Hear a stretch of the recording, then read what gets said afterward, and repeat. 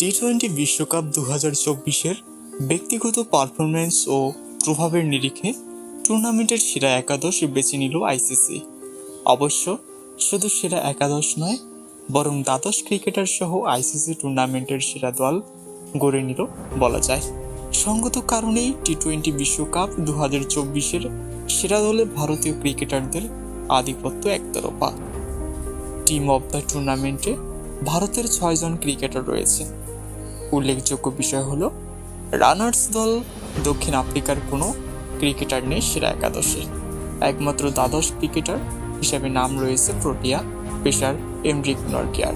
আফগানিস্তানের 3 জন ক্রিকেটার রয়েছেন বিশ্বকাপের সেরা দলে।